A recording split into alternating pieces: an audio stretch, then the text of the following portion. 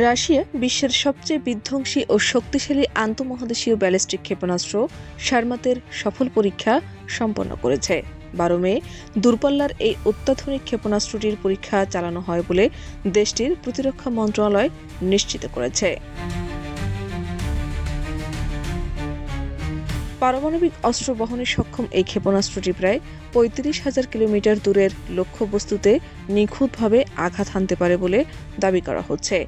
এই সফল উৎক্ষেপণের মধ্য দিয়ে রাশিয়া তাদের সামরিক সক্ষমতার এক নতুন উচ্চতা প্রদর্শন করল, যা বর্তমান ভূ-রাজনৈতিক পরিস্থিতিতে অত্যন্ত তাৎপর্যপূর্ণ। ক্ষেপণাস্ত্রটির সফল পরীক্ষার পর রুশ প্রেসিডেন্ট ভ্লাদিমির পুতিন এক বিবৃতিতে জানান, সারমাত বর্তমানে পৃথিবীর সবচেয়ে শক্তিশালী ক্ষেপণাস্ত্র ব্যবস্থা। তিনি দাবি করেন, পশ্চিমা দেশগুলোর সামরিক বাহিনীর হাতে থাকা যে কোনো ক্ষেপণাস্ত্রের তুলনায় এটি কয়েক গুণ বেশি শক্তিশালী এবং অধিক ক্ষমতাসম্পন্ন মারণাস্ত্র বহনে সক্ষম।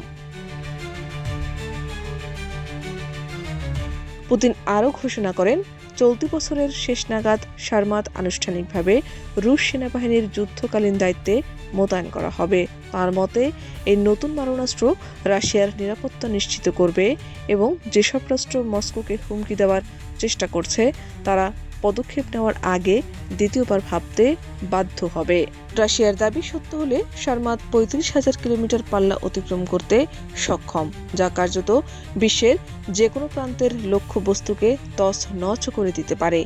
বিশেষ করে যুক্তরাষ্ট্র ও রাশিয়ার মধ্যে পারমাণবিক অস্ত্র নিয়ন্ত্রণ সংক্রান্ত নিউ স্টার্ট চুক্তির মেয়াদ শেষ হওয়ার পর এই শক্তি প্রদর্শন বৈশ্বিক নিরাপত্তার ক্ষেত্রে নতুন উদ্বেগের সৃষ্টি করবে। দীর্ঘ কয়েক বছর ধরে নিবিড় গবেষণার পর রাশিয়া এই সারমাত ক্ষেপণাস্ত্রটি তৈরি করেছে। একাধিক ধাপে সফল পরীক্ষার পর এখন এটি রাশিয়ার সামরিক শক্তির অন্যতম প্রধান স্তম্ভ হিসেবে যুক্ত হতে যাচ্ছে।